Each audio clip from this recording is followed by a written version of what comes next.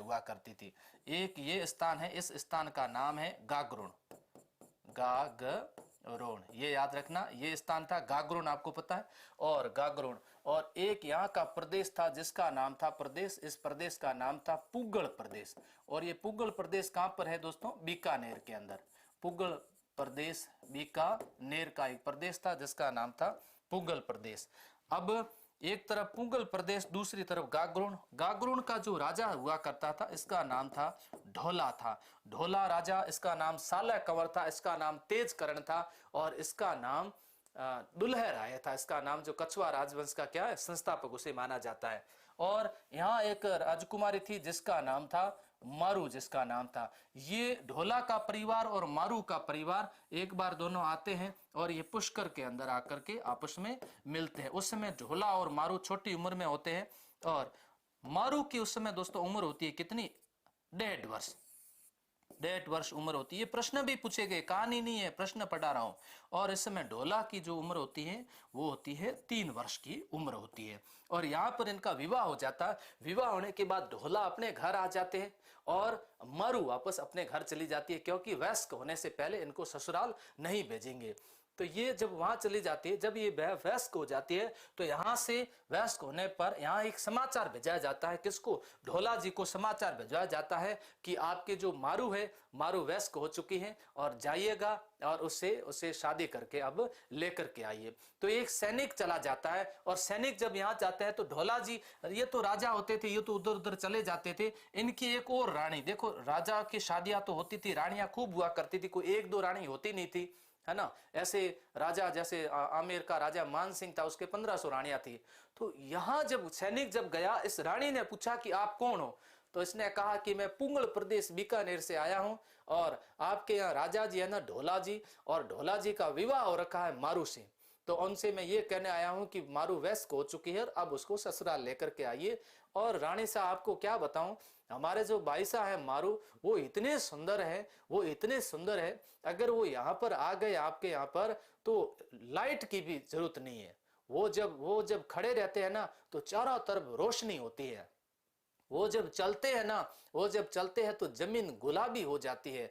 वो जब पानी पीते हैं ना तो गले में से यहाँ सामने दिखता है। वो इतनी सुंदर है, मैंने तो अभी तक महल के अंदर इतनी सुंदर रानी नहीं देखी है। तो देखिए दोस्तों, महिलाओं के अंदर ये बहुत ईर्ष्या होती है, सुंदरता की बहुत ईर्ष्या होती है।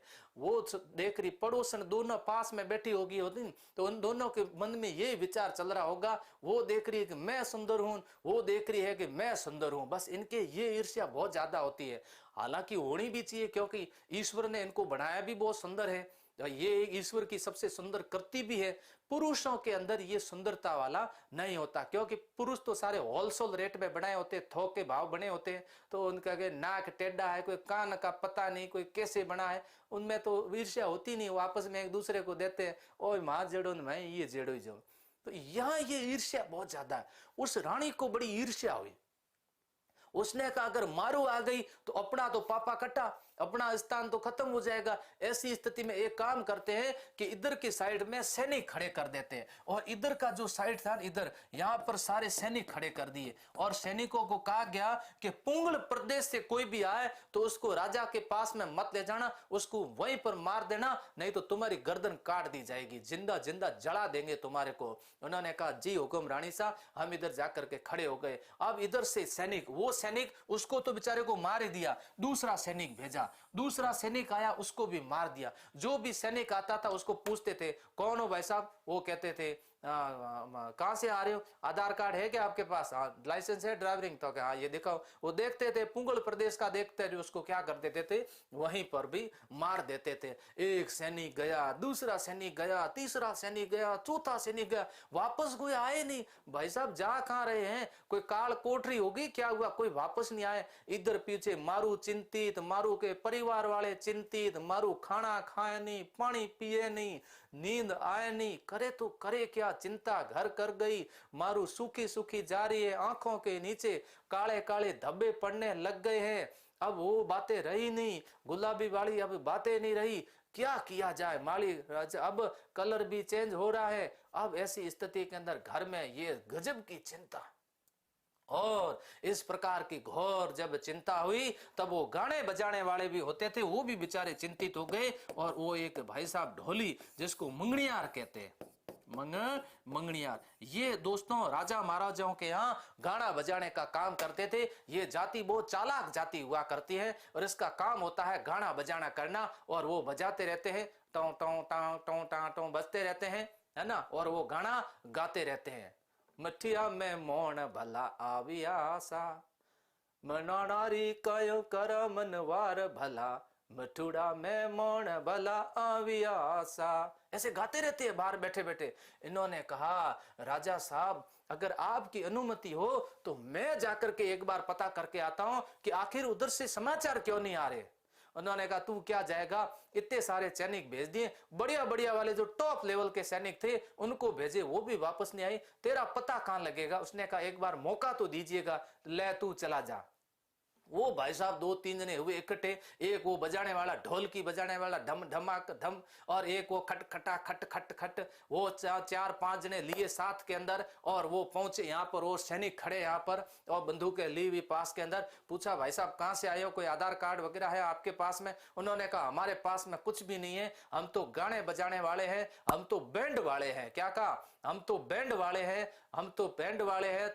कल परसों पास वाले उधर राजा के बैंड बजाया, परसों इधर ग्वालियर वाले राजा के बैंड बजाया, इधर नीमच वाले राजा के बैंड बजाया, आप कहो तो थाने थोड़ो बैंड बजा दो। तो उसने कहा बजाओ, कैसे बजाते हैं? उसने बजाया गाना, उसको लगा यार ये तो जोरदार है। उसने कहा देखो जिस जिस राजा के पास में जिसने भी सुना है ना, उस सैनिकों को बहुत बड़ी तोहफा दिया गया। सैनिकों को लगा कि आज तो बड़ा मजा आया, राजा को ले जा करके देंगे, ये लीजिए, क्योंकि मनोरंजन का साधन होते थे दोस्तों। क्या होता था उस समय? स्टार प्लस ये तो होता नहीं था, तारक मेहता का उल्टा चश्मा होता नहीं था, तो मनोरंजन का साधन होता था ये।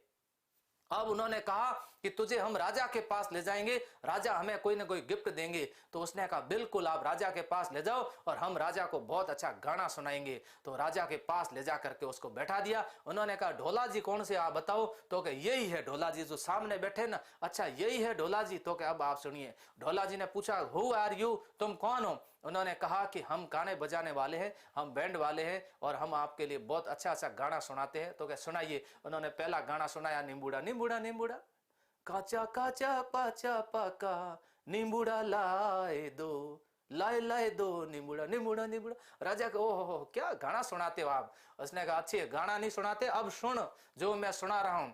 अब उसने सुनाना शुरू कर दिया। उसने कहा कि ढोला रे तांसू ढोर भला, चरे जंगलरो घास, सांझ पड़े दिन हाथ में, करे घरारी आस। उसने कहा क्या कहा तूने? अभी मेरा नाम लिया ढोला? तो कहे यस मैंने तेरा ही नाम लिया ढोला। कि मेरा नाम ढोला क्यों लिया?